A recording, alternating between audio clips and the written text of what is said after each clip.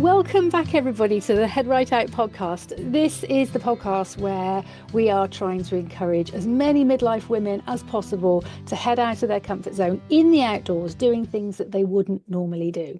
Now, it has been a while since I have recorded. My name is Zoe Langley-Wathen, and I have been caught up in all sorts of life stuff. We moved from our boat, and we're now in a house in Somerset and loving life. And we have been caught up with all sorts of adventures and family things and personal circumstances with family that needed more attention than I could possibly give if I was working and podcasting and writing and trying to get a book out into the world as well. So what have I got here to tell you? There is lots of exciting news to share with you over the coming weeks. I'm hoping to record another couple of episodes where I will include more stuff about my upcoming book, ways that you can be involved in the launch of that, and my adventure plans for 2025. So today we have a really fascinating guest, and I met Nicky at the Adventure Mind Conference 2023 and met up with her again in 2024. And we knew, in fact, at 2023, we knew that we had to do a recording for the podcast, but it just didn't eventuate, as I said, because I had all sorts of these family things going on. But we have finally got it together, and I'm going to not chat anymore now. I'm going to get straight into the interview with Nicky Chisholm. Okay, welcome back, everybody. I am so delighted that we have a much long-awaited episode of the HeadRightOut podcast, and I am here to welcome Nicky Chisholm. Hello, Nicky. Hello, lovely. Thank you so much for having me. You're very welcome. So Nicky is an experienced project manager. She is a blogger also in the adventure industry, and she has been exploring since she was 18. So I am going to lead into a few questions where Nicky is going to explain all about who she is, what she's been doing, and what she's got coming up, because it's terribly exciting. So Nicky, could you explain where your love for adventure started? Oh, that's a good one. I definitely remember I was 18 years old. I think just finished A levels, and I got invited to go along and attend to be a crew on a tall ship. So it was the first time I think I've been away from home for any period of time. There were 36 girls on the ship, so it is learning about seamanship, learning about being away from home and homesickness, and working and being with other people and in really cramped spaces and really wet and really windy and really seasick. It was a baptism of fire, but I really loved it. I remember going into St. Malo Harbour in France, and we'd basically manned the rigging. So we had all 36 of us up the three masts saluting as we went into St. Malo. And I wish I'd had a photograph of that, because I feel really proud now. And that's like 30 years ago. I just remember that moment. But it was before we all had cameras and drones and photos. But it just would have been a cracking shot. And I think that's, although I was really homesick and I was really seasick, it sort of definitely whetted my appetite for adventure. And mum and dad were always into adventures as well when we were little. So I think it's their legacy to me. And that's what I want to pass on as a legacy to my children, to know that adventure and being outside is a way of navigating the many ups and downs and curveballs that life throws at you. It's a way of meeting people, new challenges, testing yourself, putting yourself, even in adventures, you have adventures in adventures, don't you? Oh So gosh, yeah. if you go on an adventure, you're bound to have 10 adventures within inside one adventure. And it's all like a big puzzle. That plane's left, I haven't got any money, or that's shut, or that's closed, I'm not feeling very well. It's just like a massive puzzle all the time. So yeah, 18 years ago, still going strong now at 30, and yeah, loving it.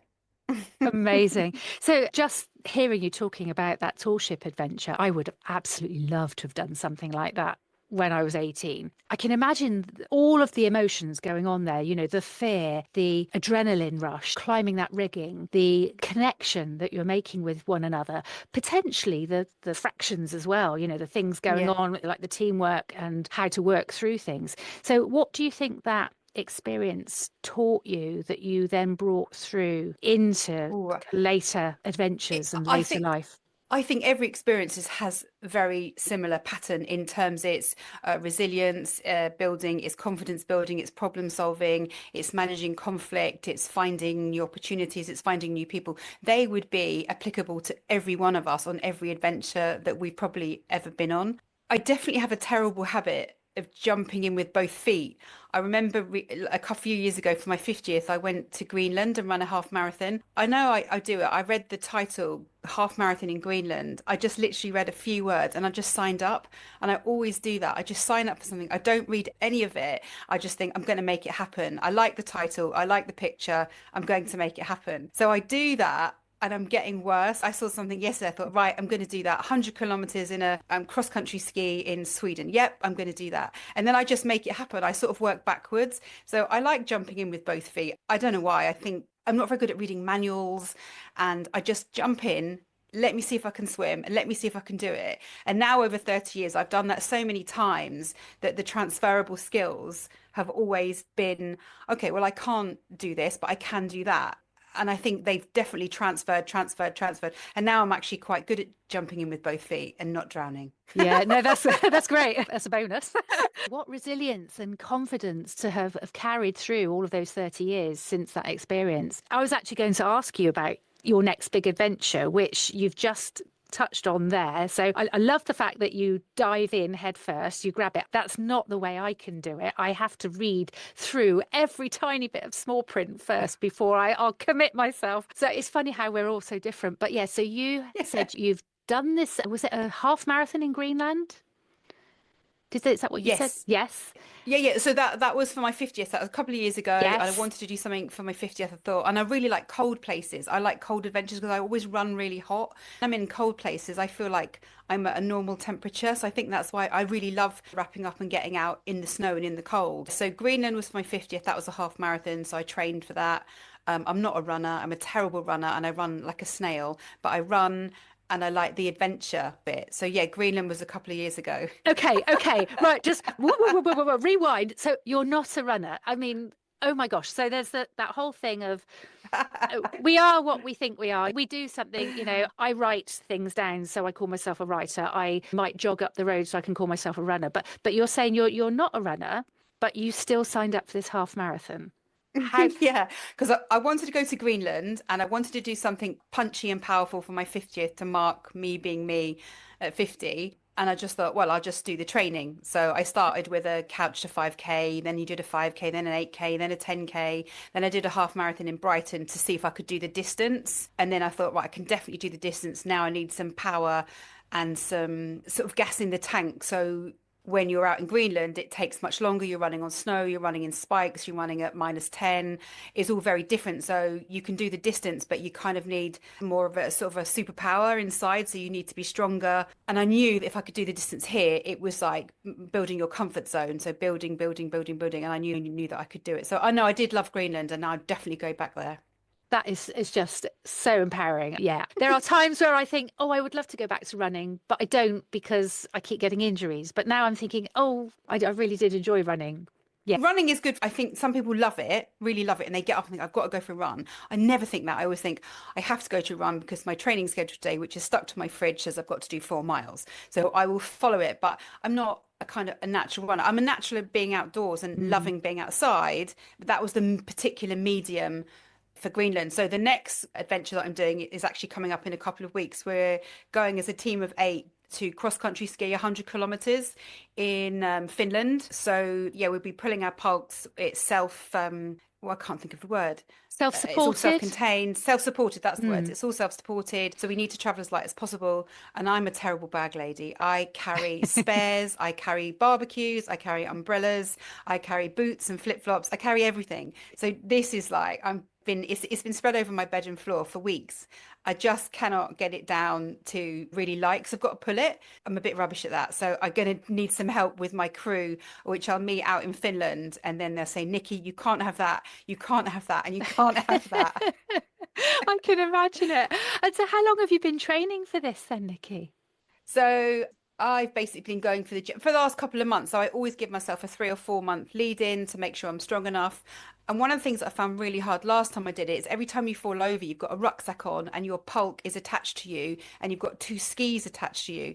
So getting up was just sometimes I couldn't do it. I had to take the rucksack off, then take the pulk off, then stand up and then do it all again. And every time you use that, uses up tons and tons of energy and it's quite demoralizing. So one of the things I have been doing in my kitchen every morning, and my boys think I'm mad, I sort of fall over and get up. So I'm doing that 30 times. I fall over and get up. So it's just a way of trying to replicate that weird sort of movement to get myself up and down. Because one time I just couldn't get up and the girls had to literally lift me off the Mm. ground. So I just needed to be stronger. Yeah.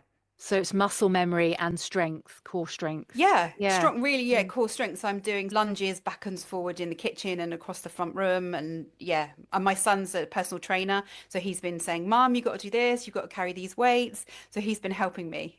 Oh, that is just amazing. Really, really inspiring. And so there's so many things that are happening for you. And this is, I guess, this is your superpower because you are a project manager. You can have lots of things happening at any given time, and you know which direction to take them. You know how to follow them through. You know how to see them to a conclusion. But there's something big happening in March, isn't there? Would you like to share with us Oh, about yes, I would. that? I'd love to. I would love to. So yeah, project manager is my day job. So I project manager for products, services, websites in the adventure industry. But that's what I do for bread and butter. But my passion project, which I've been running for the last 3 years, is called The Big Swim.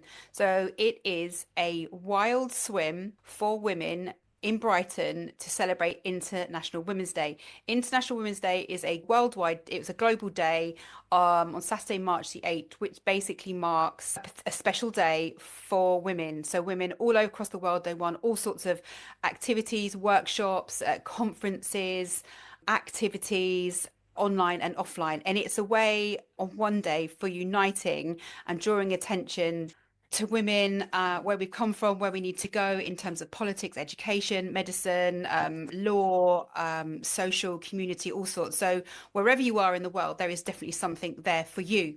Now, what I wanted to do is I'm a massive supporter of women. I'm really good at getting women together, uniting them and getting them doing stuff. So I wanted to do something and get women together. So we use the medium of swimming. We've all been swimming like lunatics since during lockdown and afterwards and loving it. I've been for my dip this morning. You'll be very proud.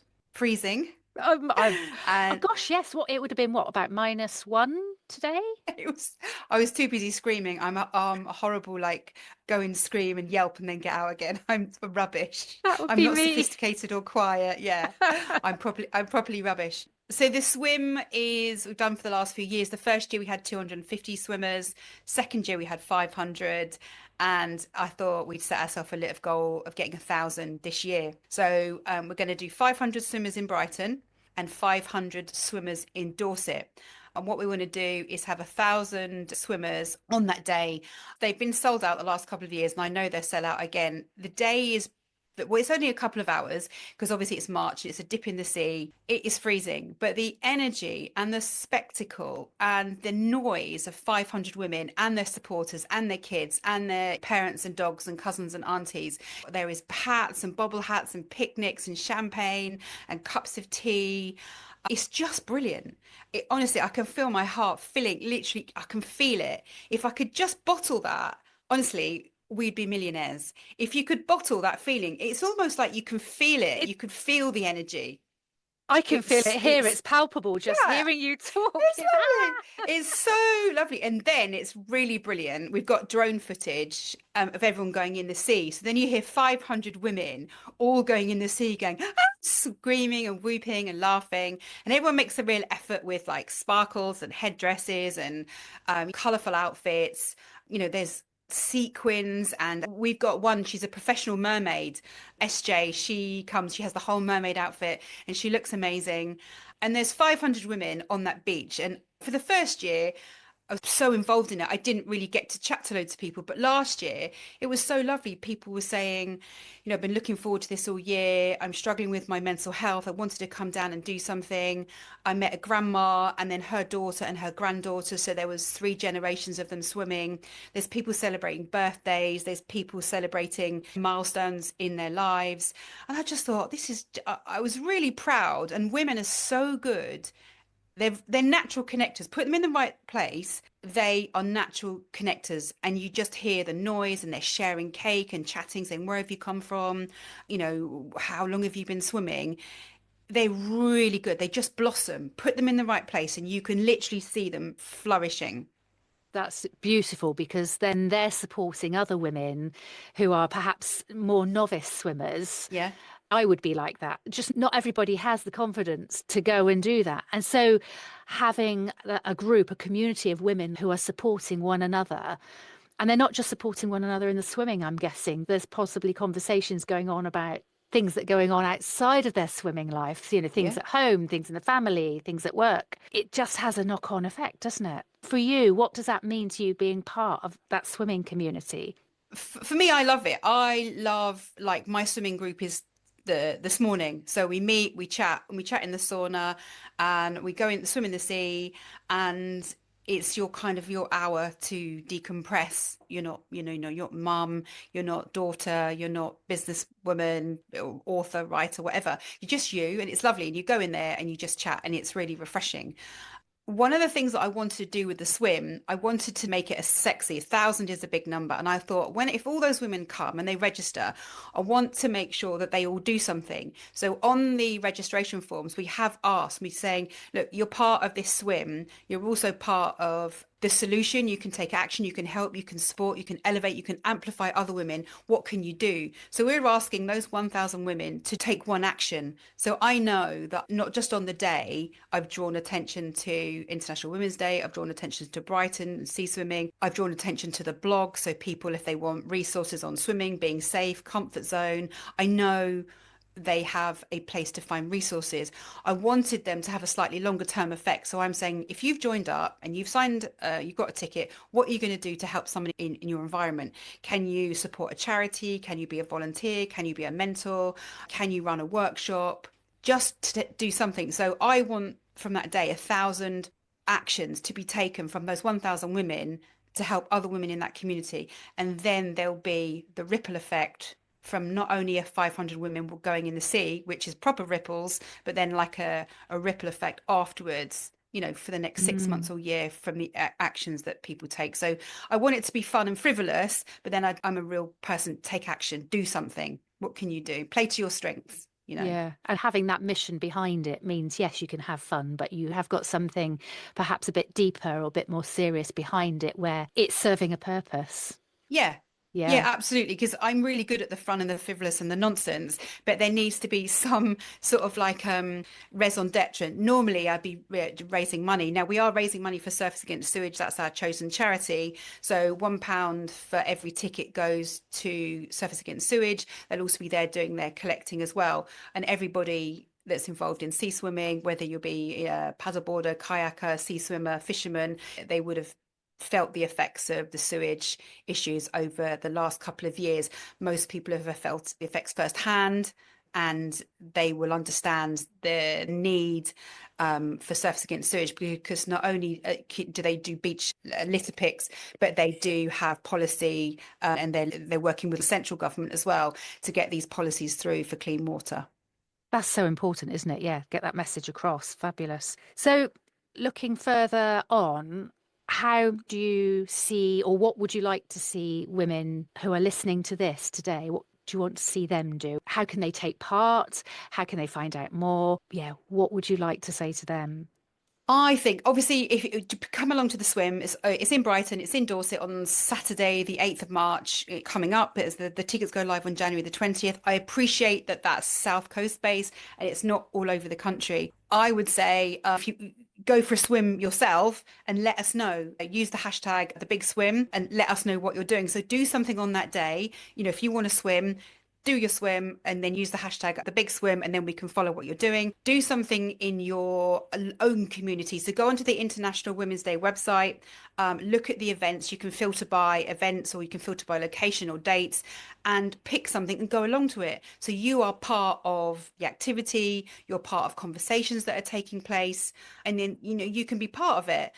Don't underestimate what you can do, because if you do something, your friend or your neighbor will go, oh, she's doing something, I'm going to do that. And then somebody else might do that.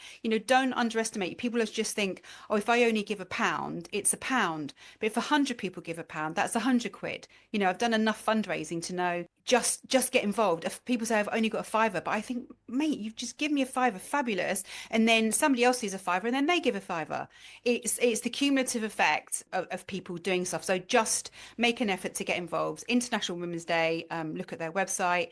If you're going to do a swim, then tag hashtag the big swim. Sign up to my newsletter. We've got 8 blogs going out over the course of the next couple of weeks. And that's things like getting outside of my comfort zone, why I should get involved, things a little bit more generic. Just do something. When you find women in the right place, it's so brilliant and so empowering. And you can walk away having started your day badly and you can think, I'm okay. This is good. And maybe I'm finding my tribe. And that's what everyone wants. Find your people and you can flourish. God, yes, definitely. And that thing of don't underestimate what you can do. That is so important for people to hear. So if there are women that are thinking, well, I'd really love to take part in that, but and maybe I live in Dorset or I live near Brighton and I could attend, but I'm not very confident about being in the water. Is there a level of technique or a It's a level? What's their level need? What's that need to be? No, I would say if you're brand new to sea swimming, do not in a million years come down in March and get in the sea because it Okay. is so cold. But come down, paddle your feet in the sea, which will last about 5 seconds, and then come out. But come down and be part of the event. Paddle your feet in the sea and be involved. Do not swim because it will put you off for life. You might give yourself a terrible shock and you won't be able to do it again. But most of the swimmers that will come down, we do have swimmers that it's called skins. So you're just in your swimming costume. If you're me, I have the wetsuit, I have the boots, I have the gloves, I have the bubble hat because I get so cold in the water. So yeah, everybody's welcome. It is a community event, so it's non-profit making. We do have lifeguards there. We have on the beach lifeguards and in the sea lifeguards. We also have first aid to make sure everyone's safe. We've got health and safety and risk assessments and all the rest of it because I want to make sure all my swimmers are safe. But it is, you do it under your own, what's the word, your own steam, and you have to be responsible for yourself. So we say no drink and no drugs. Obviously. Yes, that's great. Okay. So many exciting things going on there. In terms of the swimming community and what you get up to, what you wear, what you talk about, I mean, are there things around that are fun and things that we don't know? I know of swimmers who swim not too far away from here at the Marine Lake in Clevedon. And I know they say that they have such an amazing time there. But yeah, they always seem to be like there with their bubble hats and banging on about having to have cake afterwards, which sounds wonderful. That is appealing to me in itself. So yeah, what are some of the fun things that you chat about and that you wear and that you do? I think there's a kind of elevation. So you start in your group, so you go along as one person and you think, oh, I'm a bit nervous. And then you meet your group and then you do a swim, then you do another swim.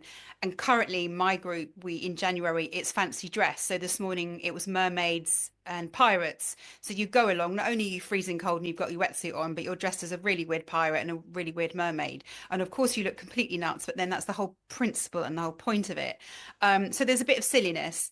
And then there's also when you're getting changed, people start talking, it can be more serious. How was your week? How's your mum? How are you doing? That kind of thing. But then I found with a lot of groups, there's an elevation. So sometimes people might meet for lunch or it's somebody's birthday, or they think, look, there's a 5K in another county. Should we go and do that? Or there's a swim in Turkey. Should we go and do that? Oh, look, does anyone fancy saving up and going to Jersey to do a swim? So it seems to be when I'm listening to the conversations, there is a sort of a pathway. You start really nervous and you never know, in a couple of years' time, you might end up in a boat in the Galapagos Islands doing a swim, which is what I've seen in one of my group. Now, that's obviously extreme, but a group of us last summer, we went down to Bantham and we did a 8K swim there together all through the river, and it was lovely. So I had a little community because I asked my friends and my family, do they want to go? And they say no. So I need to find my swim tribe so that I can do the swims that I want. So there's sort of like an elevation and a pathway. So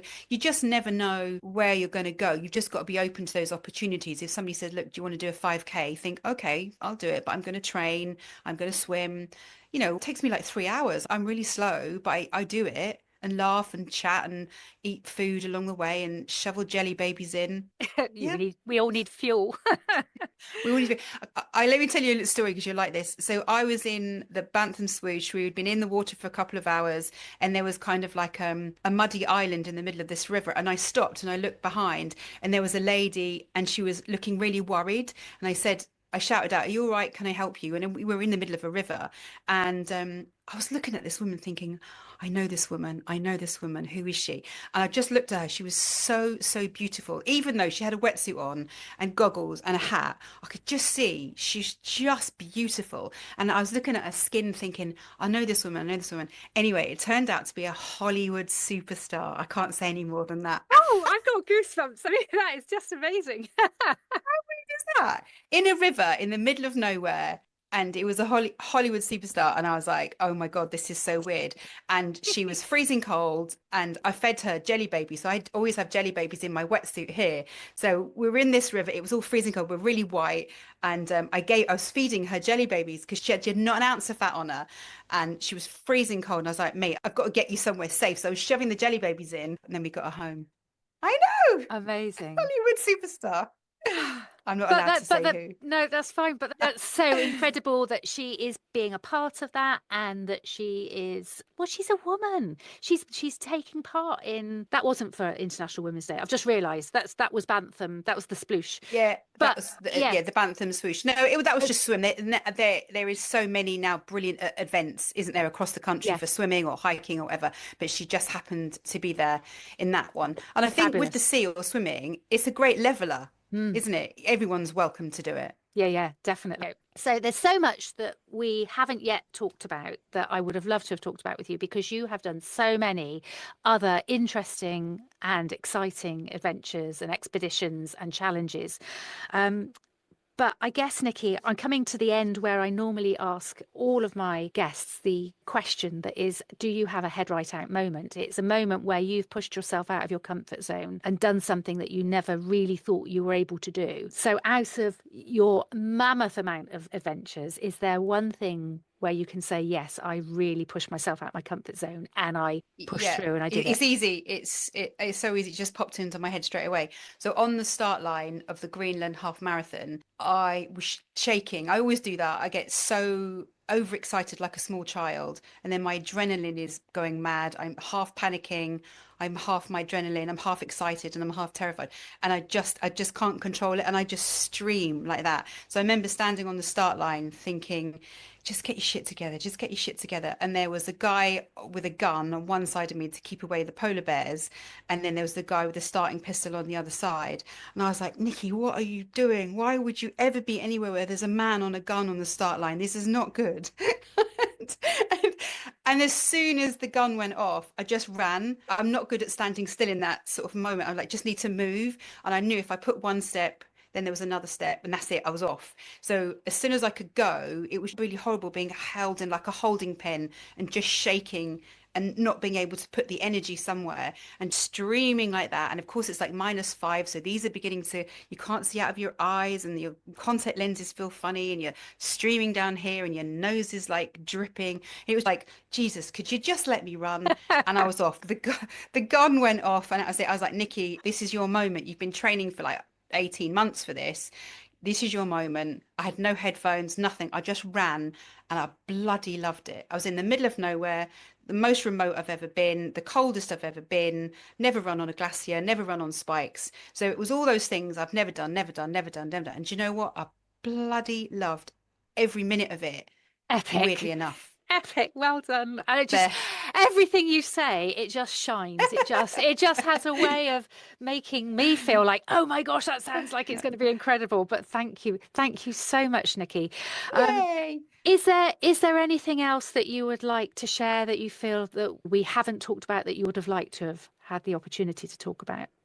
Oh my God, probably millions, but do you know what? Let's save it for another day. I think we'll save Okay, it for another day because, yeah, all I would say is I just want to say thank you for having me. I love listening to podcasts. I love listening to your podcast, and I'm looking forward to my community listening to us and getting your podcast out into the wider world. So anyone that wants to join the big swim, www.pinknicky.com, come along and join us. And yeah, that's it. So thank you. great. Thank you so much, Nicky. Nicky Chisholm, this has been an absolute pleasure. Thank you. Thanks, Zoe.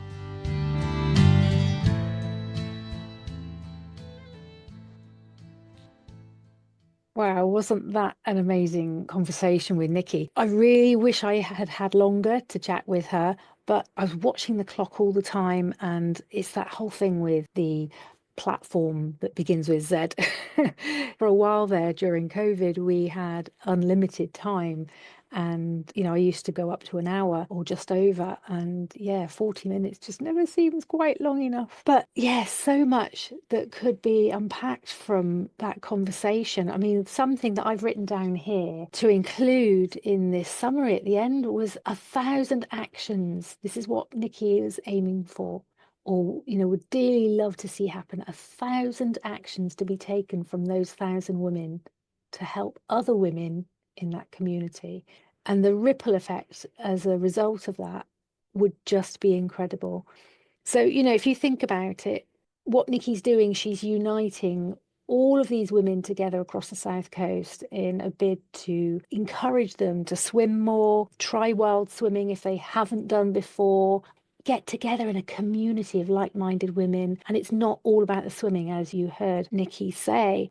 They are a vibrant community. They're fun loving. They will try things. They're supportive. That's the thing about women. When you get them together in groups, they are supportive. And it's about raising awareness for International Women's Day. And the focus aligns with International Women's Day 2025 hashtag Accelerate Action campaign, which is helping to amplify its message and take one action from that day to accelerate positive change. So that's what the whole 1,000 actions to be taken from those 1,000 women to help other women in the community is all about. And then supporting the charity they're supporting is Surfers Against Sewage, which obviously is a massive cause that really needs support those people who are advocating for change in our rivers and seas. So Nicky sent me some information earlier, and it talks about how the South Coast faces significant challenges with sewage pollution and plastic waste. It's affecting our beaches, it's affecting our marine ecosystem, that affects our food chain and our health. There's so much about the ecosystem underwater that actually really impacts on us as human beings. And I think it's very short-sighted for the governments and the people in power to not realise this. So I don't want to get too political, but there are certain things that do need to be said. So something that Nicky sent to me previously about wild swimming were the health benefits. And she says here that some of the health benefits that are included are the fact that it can help with multiple aches and pains, the weight of family. And I think what she means by that is that it can help reduce the weight of all of the family issues that might be going on for you. So if you're having troubles, you can share those problems with other people, but also just being in the water can help reduce those problems and, for your mental health as well. And it can help with illnesses. Blue health, it says here. Sea swimming is known to stimulate the parasympathetic system, which is responsible for rest and repair, and can trigger the release of dopamine and serotonin. We all need a little extra dopamine hit every now and again. Seawater is rich in magnesium. It can help us relax, relieve stress, and promote sleep. For the spiritually minded, it is a place to tune in and tap into the experience on another level. I love it. And yet I've never really got into swimming in a big way. And I would love to be able to do it. But it's just, we've all got our thing, haven't we? It's, what is our thing that we connect with? Yeah, she just makes it sound so inviting. So other things I wanted to mention about this. So yes, £1 for every ticket that is sold for the big swim goes to Surfers Against Sewage. And what was the other thing I made a note of? Oh, yes, I did notice that I made a little boo-boo and it just made me chuckle. I left it in. So I was talking about the Bantham sploosh. And of course, it's not. Those people who know all about the Bantham sploosh would have been screaming at their phones or at their platforms or at their Alexas or wherever they're listening to this podcast, going, it's not sploosh, it's swoosh. So, yes, apologies for that. But yeah, love the story about the Hollywood superstar needing a little bit of jelly baby assistance from Nicky. I thought that was great. And it's the Bantham swoosh. So, apologies there. So yes, get yourselves over to pinknicky.com and get yourself a ticket. The last time I checked, which was probably 5 or 6 days ago, I think 700 or 800 tickets had been sold already. There's only, what would it be, about 3 weeks left. So I think she's going to make it. She's going to get those 1,000 tickets sold and really make an impact. So exciting stuff with my book. So the book, long awaited, it's been 4 and a bit years in the making. All being well, I've got my fingers tightly crossed here. All being well, it will launch on the 15th of April. I say all being well because it has been a really steep learning curve with time management. So much to do, and it's just me. I haven't got somebody else there saying, right, you've got to do this next, you've got to do this next. I've never done it before. And I'm just gradually working my way through each of these processes. But the book is finished, complete. It's been professionally edited by an amazing editor, also Nicky. Seems to be a popular name in this episode. So, yes, it's been professionally edited, and I am doing the artwork. I'm doing a front cover, which is using the reduction lino cut process. And any of you who are printmakers will know that that takes time. It'd been 25 years since I'd done any printmaking. I did do a degree in fine art, so, I've got some experience there. But yeah, it'd been a while. So I'm working on that still. I should have had it done probably a month ago, but yeah, I just want it to be right. And I'm trying not to get into that situation where I'm trying to make it perfect. I realize it's better to have it done and not perfect than not done and perfect, if you know what I mean. But yeah, it is a massive learning curve. I am going to take this through into the second book when I begin writing that. But yes, watch this space. If you would like to be notified about the book and any other information to do with HeadRightOut, please go to the website www.headrightout.com and click subscribe. There will be a pop-up that comes up. I also possibly need to go on to the website and actually make sure there is a subscribe button as well. But you can subscribe via that pop-up and you will be notified via a newsletter when the book is released and all the other information to do with it. It will also give me the opportunity to email people who have subscribed the opportunity to help me with the launch. So it might be that you want to be an ARC reader, so that's an advanced reader copy reader. It might be that you want to be part of my street team, which would involve you posting regularly on social media for a couple of weeks. Yeah, there's all sorts of little jobs that if we've got a lot of people doing it, it just breaks it up and just helps us to support one another. And you'll be supporting me as well, and for which I will be eternally grateful. Okay, in other news, I've got another solo adventure coming up in April of this year, and this is actually going to be almost a mirror of what I did last year. So some of you won't actually know what I did last year because I wasn't podcasting at that point. I was posting it on social media, however. So I walked to Carnglaze Caverns in Cornwall from Somerset, and that was to go and see the opening night of Salt Lines, which was a performance between the Gig Spanner Big Band and Raina Wynn, the author of The Salt Path. I walked from my home in Somerset to Cornwall. It was about 125 miles. Brutal weather in May, would you believe? Dartmoor nearly killed me. That's a whole other episode, but it was such a powerful experience because I hadn't actually done a solo walk like that in probably 10 years, and I hadn't realized it had been so long. So yeah, it really, really pushed me out of my comfort zone and stretched me beyond what I thought I was capable of at 53. And hey, I did it. I'm here.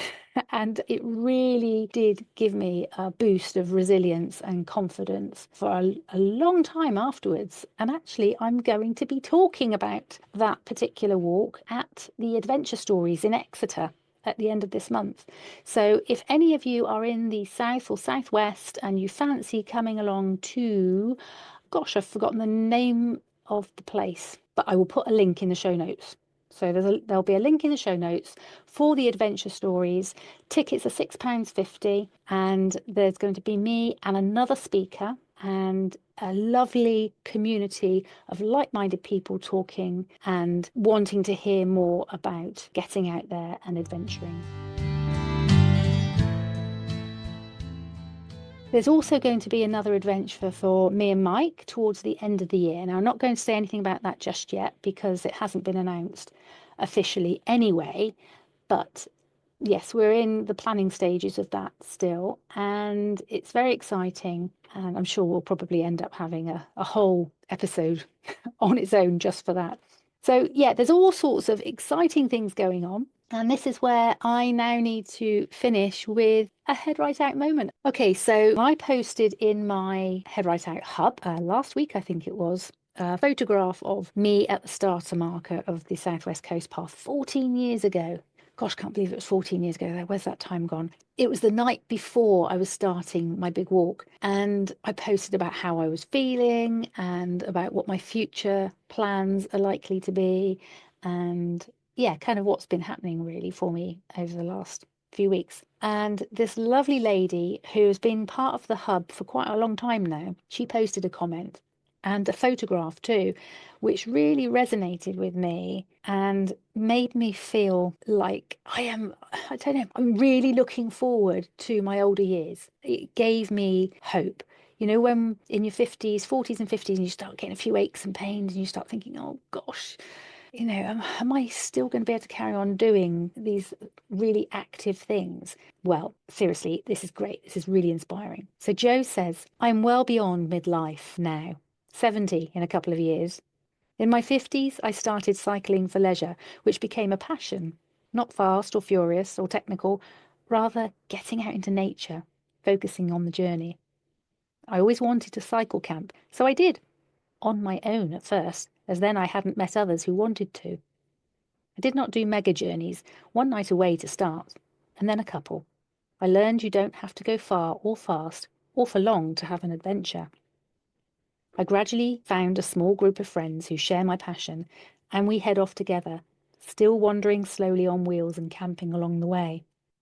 Unfortunately, public transport with bikes, especially in a group, can be challenging, but we have braved it occasionally. My biggest hurdle is overthinking, over-planning, and worrying about what could go wrong. My aim ahead is to focus on what could, and usually does, go right, and relax more. There are more kind people than dangerous ones. Oh, yes, definitely. And that's what I found when I've been walking. And there's a gorgeous photo of Jo sat there. She's got her bike loaded up with dry bags strapped to her bike. It looks like she's taking a selfie with a sarnie. It looks like a cucumber sandwich in her hand. And I've just spotted, I never spotted this before. She's got a mascot sticking out of her rucksack. I think that's a rucksack or a bike. No, it's not. It's her bike. It's a bag that's on the front of her bike. And of course, she sat in front of it. And there's this cute little doll with kind of wild hair and big eyes, you know, like the manga style eyes.